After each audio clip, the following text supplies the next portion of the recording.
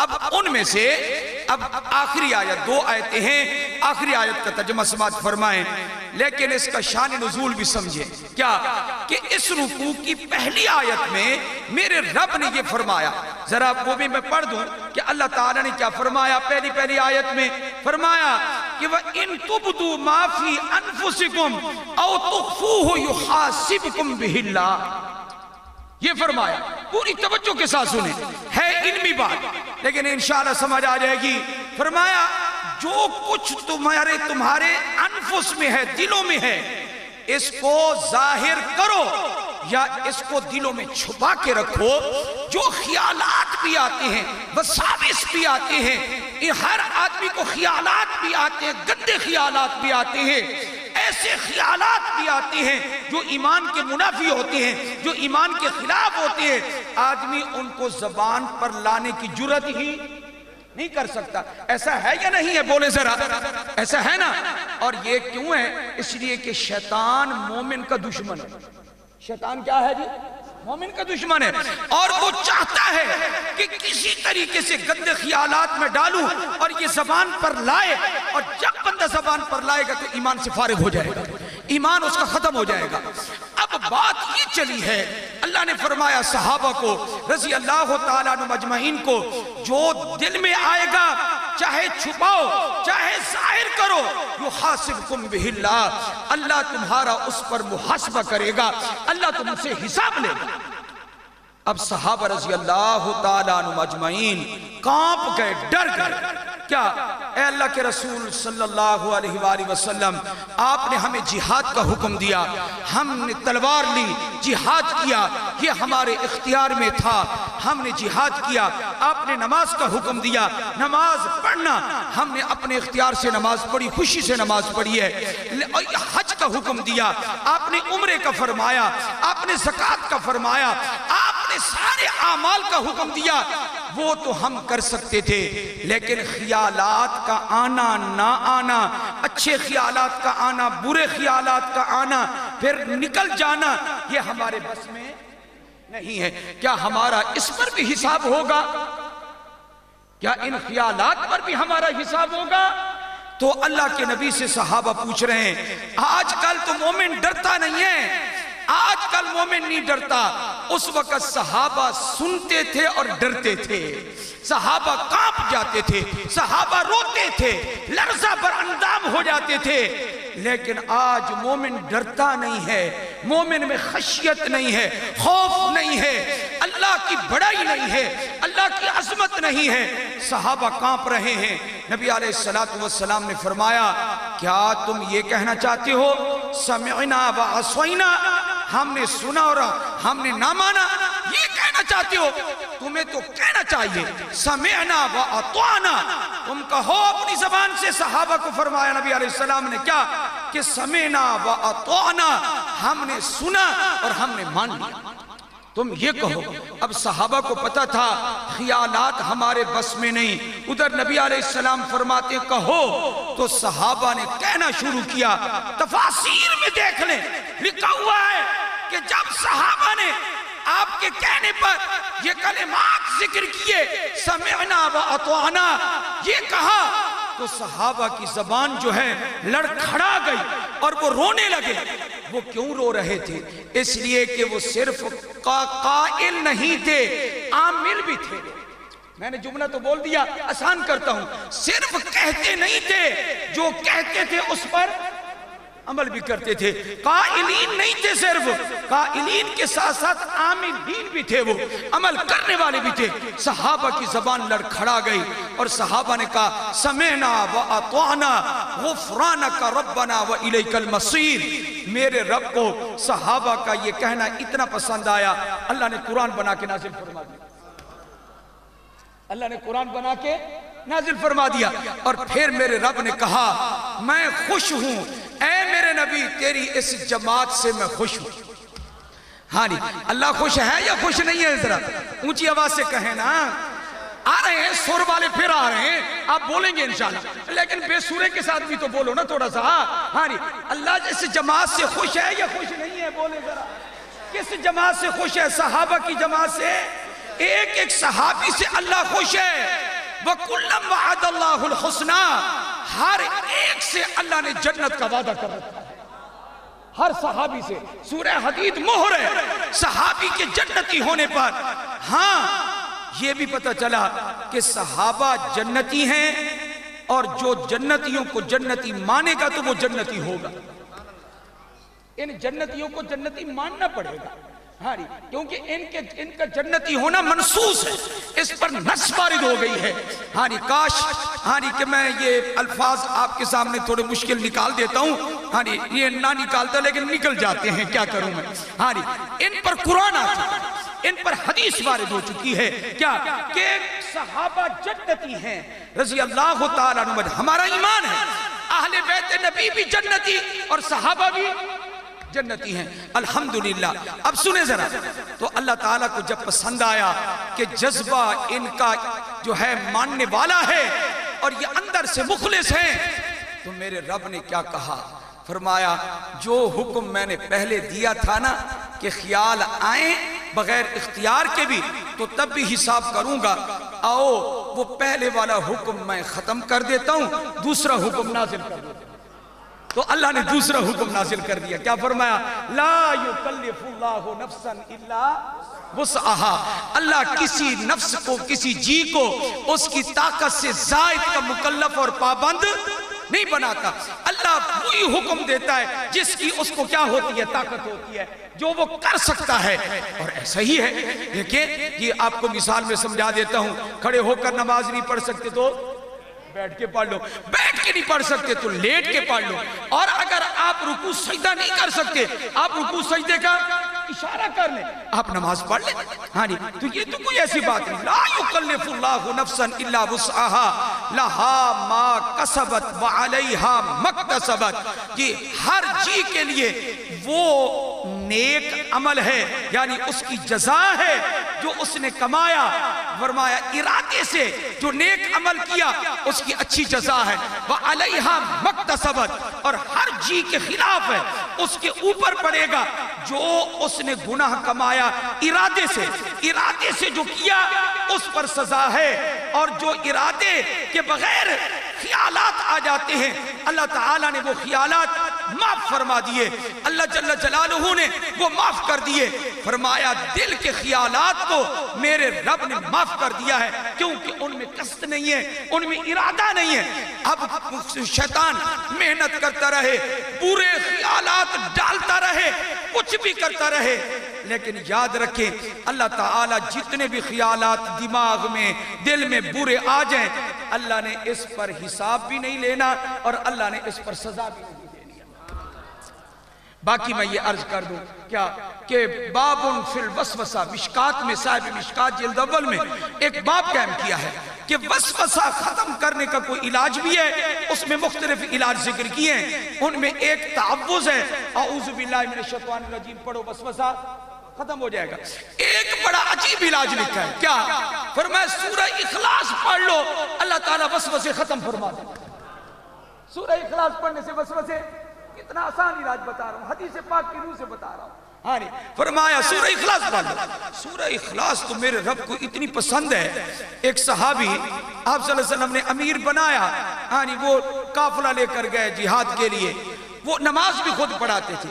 ان کے بارے میں لکھا ہے کہ آخری رکعت میں وہ سورہ اخلاص ضرور پڑھا کرتے تھے۔ دوسرا قول یہ ہے پہلی رکعت دوسری رکعت میں جو بھی سورت پڑھتے اس کے بعد دوسری سورت اخلاص پڑھا کرتے تھے۔ محدثین نے دونوں قول ذکر کیے، تو سورہ اخلاص کی تلاوت لازمن کیا کرتے ہو۔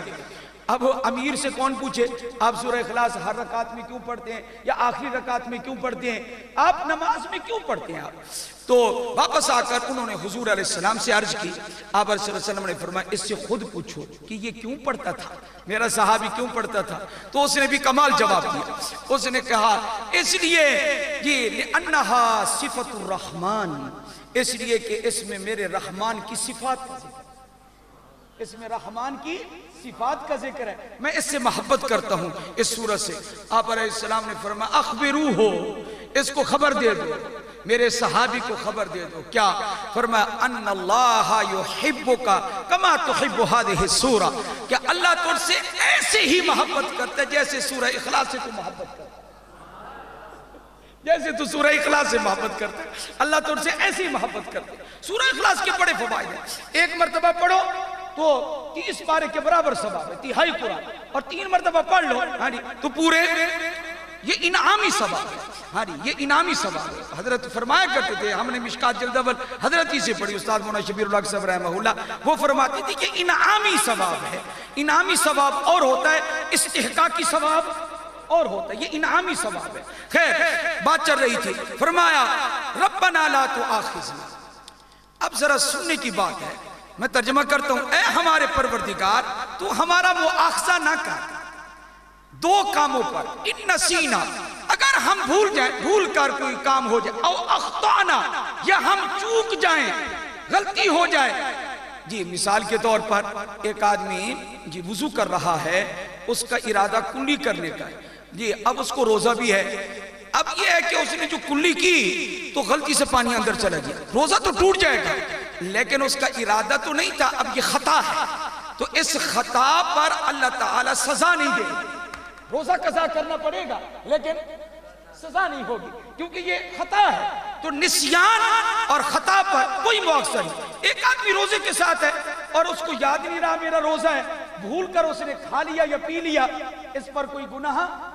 رفع عن امتی، فرمایا میری امت سے یہ چیزیں جو ہے اٹھا لی گئی ہیں. کون کون سی؟ الخطا والنسیان وما استکرہ علیہ. فرمایا خطاً جو جی غلطی سے جو کام ہو جائے، جو بھول سے ہو جائے، اور جو مجبوراً کوئی کر لے، کسی نے مجبور کر دیا.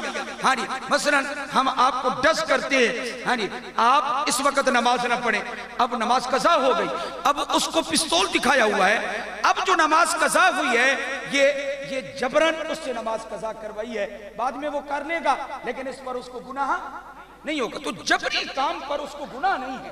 تو یہ چیزیں اللہ نے اٹھا لی ہیں. اب یہاں پر یہ سوال ہے کہ اللہ تعالیٰ ہمیں کہہ رہے ہیں کہ تم یوں دعا کرو. جی اس سے پہلے قولو مقدر ہے، قولو کہو، یہ دعا کرو ربنا لا تؤاخذنا ان نسینا او اخطانا. جب میرے رب نے اس امت سے یہ 3 چیزیں اٹھا لی ہیں، پھر ہمیں دعا کرنے کا حکم کیوں ہے؟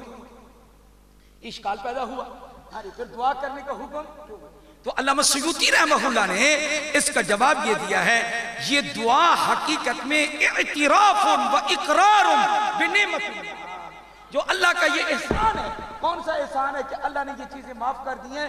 ہم دعا بصورت دعا رب کی نعمت کا اقرار کر رہے ہیں، رب کی نعمت کا اعتراف کر رہے ہیں.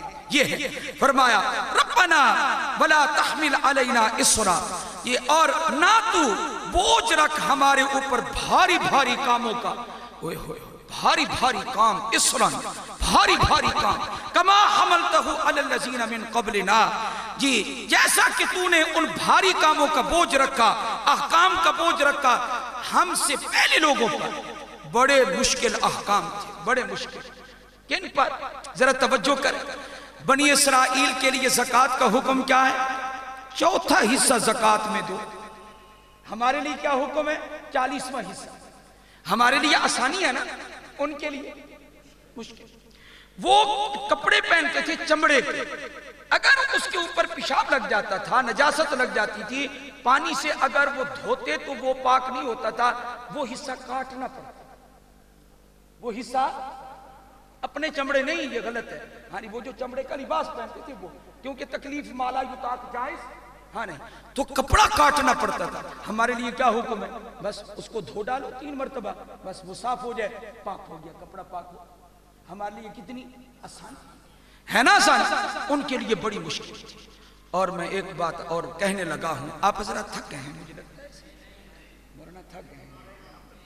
آپ نہیں تھکے؟ آپ کا نہ تھکنا ان سب کا نہ تھکنا، یہ سارے آپ کے ہیں. چلو ماشاءاللہ. ہاں تو میں کچھ عرض کر لوں اور تھوڑا سا عرض کر لوں.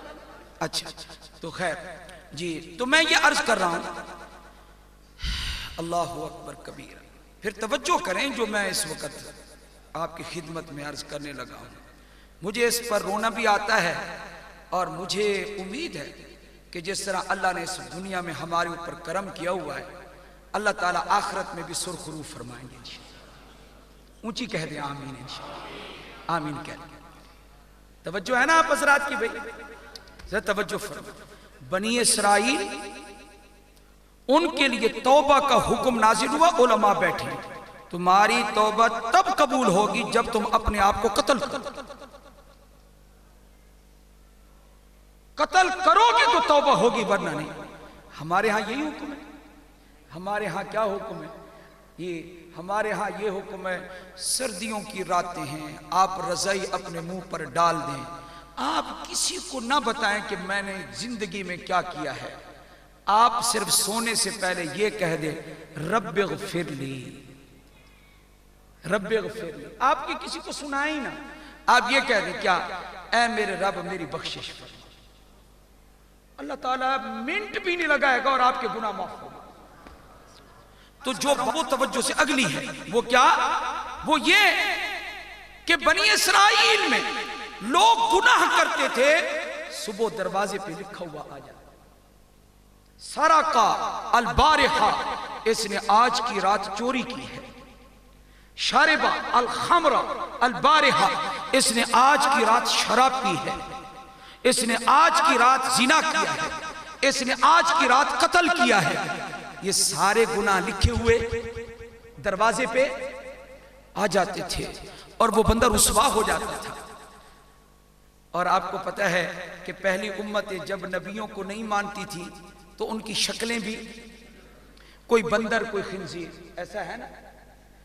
علماء ذرا توجہ فرمائیں، آپ کا مجمع سو رہا ہے، آپ پھر ان کو دوبارہ سمجھائیں گے، علماء زیادہ توجہ کریں۔ یہ امت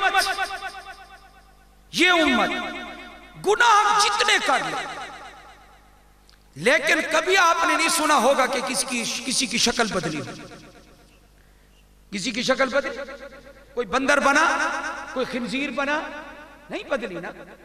کوئی عذاب ایسا نہیں آیا کہ تباہ کر کے رکھ دیا امت کو، ایسا عذاب نہیں آیا، بلکہ ایک کافر نضر بن حارث وہ کہتا ہے اے اللہ عذاب بھیج دے، مکہ کی سرزمین پہ کھڑا ہو کے کہتا ہے اللہم ان کان ھذا ھو الحق من عندک فامطر علینا حجارۃ من السماء او ائتنا بعذاب علیم۔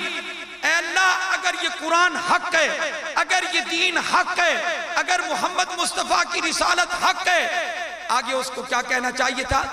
ہمیں ماننے کی، ایمان لانے کی توفیق عطا فرمانا، یہ کہنا چاہیے تھا۔ اس ضدی نے کیا کہا؟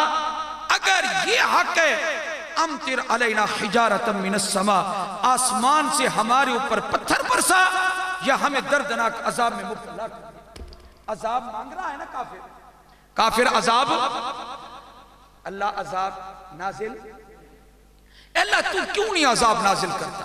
تو نے تو فرعون کو غرق کر دیا، تو نے قوم لوط پر پتھر برسا دیے، تو نے قارون کو دھنسا دیا۔ اے میرے پروردگار کیا وجہ ہے؟ یہ عذاب مانگ بھی رہا ہے تو عذاب دیتا؟ مکہ کے کافر مشرک لوگ تیرے پیغمبر کو ستا بھی رہے ہیں، تو عذاب کیوں نہیں دیتا؟ میرے رب نے اگلی آیت میں جواب دیا، کیا فرمایا؟ وَمَا كَانَ اللَّهُ لِيُعَذِّبَهُمْ وَأَنْتَ فِيهِمْ۔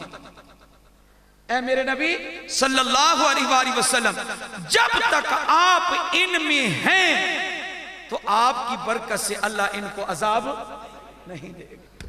یہ کس کی برکت ہے؟ یہ حضور کی برکت۔ میں نے کئی جگہ یہ جلسوں میں ربیع الاول میں یہ بیان کیا، اور ساتھ ہی یہ جملہ بھی میں نے ساتھ بیان کر دیا کہ تیرا تے میرا منہ سونا کوئی نہیں، محمد مصطفیٰ دا منہ سونا صلی اللہ علیہ وسلم۔ ہم کن کی برکت سے بچے ہوئے ہیں؟ حضور اکرم صلی اللہ علیہ وآلہ وسلم کی برکت سے بچے ہوئے ہیں۔ تو احکام پہلی امتوں پر سخت تھے، تو اے اللہ وہ سخت احکام کا ہمیں مکلف نہ بنا۔ اور آگے فرمایا وَلَا تُحَمِّلْنَا مَا لَا طَاقَةَ لَنَا بِهِ، اور ہم سے نہ اٹھوا وہ تکالیف دنیا کی، وہ بلائیں مصیبتیں جن کی ہمیں کوئی طاقت نہیں ہے، اتنی سخت بیماری نہ آ جائے، سخت قحط نہ آ جائے، سخت تکلیفیں نہ ہو جائیں، ہمارے گھر کے سارے افراد بیک وقت نہ مر جائیں، پوری امت من حیث الامہ عذاب میں مبتلا نہ ہو جائے۔ اے اللہ ایسی تکلیفیں ہم سے نہ اٹھوا جن کی ہمیں بھی طاقت نہیں ہے، سخت سے سخت بیماری جس کی ہمیں طاقت نہ ہو، اے اللہ ان سے ہمیں بچا۔ یہ دعا ہے۔ اس کے بعد 3 دعائیں اور ہیں، 4 ہیں بلکہ، کیا؟ واعف عنا، اے اللہ تو ہمیں معاف کر۔ واعف عنا، ادھر ذرا توجہ فرمائیں، اگر توجہ نہیں ہے تو میں جلدی جلدی ترجمہ کر کے ختم کر دیتا ہوں، یا فرق بیان کروں؟ عفو واغفر لنا، تو ہماری بخشش کر دے، اب معاف کر دے، بخشش کر دے۔ ورحمنا، تو ہم پر رحم کر۔ جی لیکن ان میں فرق کیسے محسوس ہوگا؟ وہ اس طرح کہ مولانا نذیر صاحب کا کوئی جرم کرے کوئی بندہ تو وہ آگے سے کہے تو آپ معاف کریں، انہوں نے کہا میں نے معاف کر دیا، لیکن معاف کرنے کے بعد احتمال ہے، معاف کرنے کا مطلب ہے سزا نہ دیں، لیکن احتمال ہے، اس بات کا احتمال ہے شاید میرے جرم کو کسی اور کے سامنے ذکر نہ کریں، میرے جرم کو کسی اور کے سامنے، تو یہ جو ہم نے کہا معاف کر، اے اللہ ہمیں گناہوں پر سزا، اور واغفر لنا، اصل میں مغفرت کہتے ہیں پردہ ڈالنے کو، اے اللہ ہمارے گناہوں کو جیسے تو نے معاف کیا ہے ایسے پردہ بھی ڈال، ہمیں کسی کے سامنے رسوا نہ کر۔ وَلَا تُخْزِنِي يَوْمَ يُبْعَثُونَ يَوْمَ لَا يَنْفَعُ مَالٌ وَلَا بَنُونَ إِلَّا مَنْ أَتَى اللَّهَ بِقَلْبٍ سَلِيمٍ۔ اے اللہ جیسے تو نے سزا سے معاف کیا اسی طرح رسوائی سے بھی ہمیں بچا لے، تو رسوائی سے بچانے کا نام کیا ہے؟ اغفر لنا۔ اب فرق سمجھ آ گیا ہوگا؟ اور پھر ادھر توجہ ذرا، کوئی کسی کا جرم کرتا ہے، نقصان پہنچاتا ہے، وہ کہتا ہے معاف کر دیا، آپ فلاں بندے کو بھی نہ بتانا، چلو نہیں بتائیں گے، لیکن پہلے جیسی توجہ اگر نہ رہے تو تب بھی تو لطف نہیں ہے۔ ہم کیا کہہ رہے ہیں؟ اے اللہ گناہ کیے وہ معاف بھی فرما اور ان پر پردہ بھی ڈال دے، لیکن جو گناہ کر چکے اے اللہ ایسا نہ ہو کہ تیری نظر سے گر جائیں، اے اللہ دوبارہ ہمارے اوپر رحم فرما اور پہلے جیسا ہمیں بنا دے، پہلے جیسا کرم ہمارے اوپر نازل کر دے۔ اس لیے اب فرق بھی محسوس ہو گیا کس کے درمیان؟ واعف عنا واغفر لنا ورحمنا انت مولانا، تو ہمارا مولا ہے، ناصرنا، تو ہمارا ناصر ہے، تو ہمارا مددگار ہے۔ 2 ترجمے ہیں میرے بھائی، اگر توجہ ہے ورنہ میں کہتا ہوں یہ بند کر دوں، یہ سارے بیٹھے جاگتے ہوئے ہیں، جاگتے ہوئے، اچھا میں پھر ان کو درمیان میں اگر میری بات بھی سمجھ آ رہی ہے یا نہیں آ رہی؟ وہ آنے والے ہیں، سور والے حضرات مزید آنے والے ہیں، آپ کے ٹھہریں، آپ حضرات پہنچ جائیں گے، آپ اپنے مقصد تک بھی پہنچ جائیں گے۔